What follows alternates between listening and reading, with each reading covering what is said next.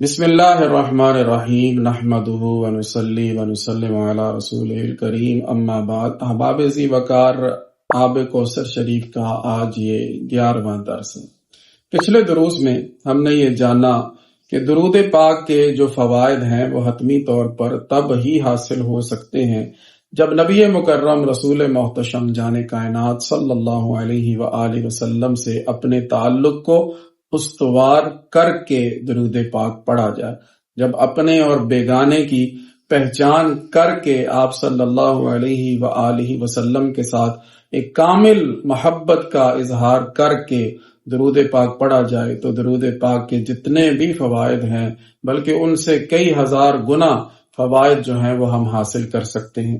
تو اب سوال یہ پیدا ہوتا تھا کہ اپنے بیگانے کی پہچان کیا ہے؟ تو حضور فقیہ العصر ہمارے شیخ مکرم رحمت اللہ تعالی علیہ آپ فرماتے ہیں الاناء یترشح بما فیہ، برتن سے وہی چھلکتا ہے جو اس کے اندر ہوتا ہے۔ محبت والے جو ہیں ان کی زبان اور ان کی قلم سے تو پھر محبت اور عظمت کی باتیں ہی بیان ہوں گی، اور بیگانوں کی زبانوں قلم سے بیگانگی کی ہی باتیں سنی جائیں گی۔ تو اب سب سے پہلے کچھ اپنوں کی باتیں آپ سماعت فرمائیے۔ حضرت سیدنا خواجہ بایزید بستامی رحمت اللہ تعالی علیہ فرماتے ہیں کہ عام مومنوں کے مقام کی انتہا ولیوں کے مقام کی ابتدا ہے، ولیوں کے مقام کی انتہا شہیدوں کے مقام کی ابتدا ہے، اور شہیدوں کے مقام کی انتہا صدیقوں کے مقام کی ابتدا ہے، صدیقوں کے مقام کی انتہا نبیوں کے مقام کی ابتدا ہے، نبیوں کے مقام کی انتہا رسولوں کے مقام کی ابتدا ہے، رسولوں کے مقام کی انتہا اولو العزم انبیاء کے مقام کی ابتدا ہے، اولو العزم کے مقام کی انتہا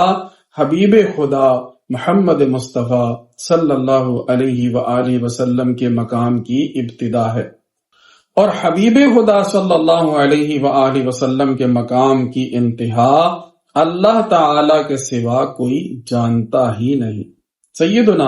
امام ربانی مجدد الفسانی رحمت اللہ تعالی علیہ فرماتے ہیں کہ میں اللہ تعالی کے ساتھ اس لیے محبت کرتا ہوں کہ وہ میرے آقا صلی اللہ علیہ وسلم کا رب ہے۔ سیدی سندی حضرت خواجہ محمد معصوم سرہندی رحمت اللہ تعالی علیہ فرماتے ہیں کہ میں جب مدینہ منورہ حاضر ہوا اور مواجہہ شریف میں حاضری دی تو وہاں چشم دل سے میں نے مشاہدہ کیا کہ سرور دو عالم صلی اللہ علیہ وآلہ وسلم کا وجود مبارک عرش سے فرش تک مرکز جمیع کائنات ہے۔ ہر چند کے وہاب مطلق، یعنی ہر کسی کو عطا فرمانے والا وہ اللہ تعالیٰ ہی ہے، لیکن جس کسی کو فیض پہنچا ہے وہ حضور صلی اللہ علیہ وآلہ وسلم کے وسیلہ سے ہی پہنچا ہے، اور مہمات ملک و ملکوت حضور صلی اللہ علیہ وآلہ وسلم کے اہتمام سے انصرام پاتی ہیں، یعنی صرف اس جہاں کے ہی نہیں بلکہ ملک و ملکوت کے محتمم سید دو عالم صلی اللہ علیہ وآلہ وسلم ہیں۔ گویا ساری خدائی کو انعامات شب و روز روزائے مطہرہ سے ہی پہنچتے ہیں۔ صلی اللہ تعالی علی حبیبہ سیدنا محمد وآلہ وسلم۔ اور سن لیجئے، انبیاء کرام علی نبینا وعلیہم الصلاۃ والسلام حضور صلی اللہ علیہ وآلہ وسلم کے سرچشمہ آب حیات کے ایک پیالہ سے سیراب اور مستفید ہیں، اور اولیاء کرام حضور صلی اللہ علیہ وسلم کے بے پایاں سمندر رحمت کے ایک گھونٹ پر کانے اور منتفع ہیں۔ فرشتے ان کے طفیلی اور آسمان ان کی حویلی ہے، وجود کا رشتہ ان کے ساتھ منسلک اور ایجاد کا سلسلہ ان کے ساتھ مربوط، اور ربوبیت کا ظہور ان سے وابستہ ہے۔ جملہ کائنات انہی کے دم قدم سے قائم ہے، اور کائنات کا خالق ان کی رضا کا طالب ہے، جیسا کہ حدیث قدسی میں یہ بات آئی ہے کہ انا اطلب رضا کا یا محمد صلی اللہ علیہ وسلم۔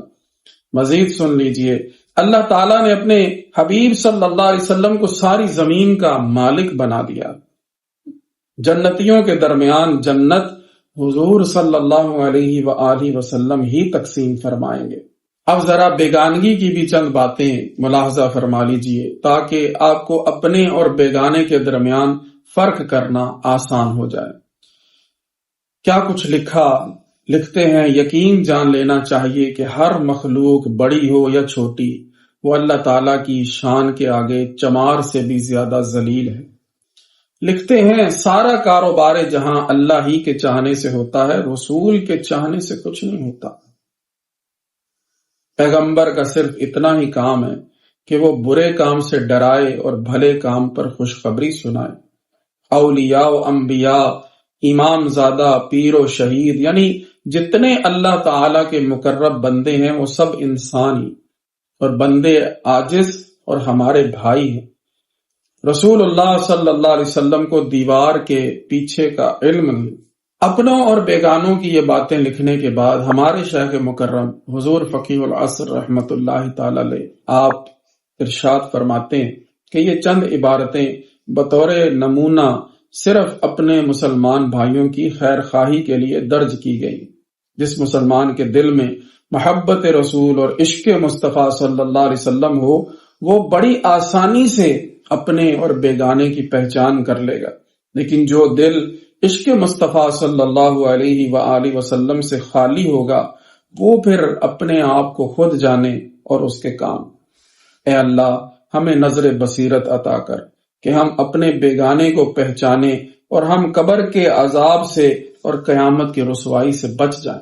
اے اللہ، وہ عشق مصطفیٰ صلی اللہ علیہ وآلہ وسلم جو کہ سیدنا صدیق اکبر کو ملا اور جو خواجہ اویس کرنی کو نصیب ہوا، ہمیں بھی اس سے وافر حصہ عطا فرما۔ وما ذالک علی اللہ بعزیز، وآخر دعوایا ان الحمد للہ رب العالمین۔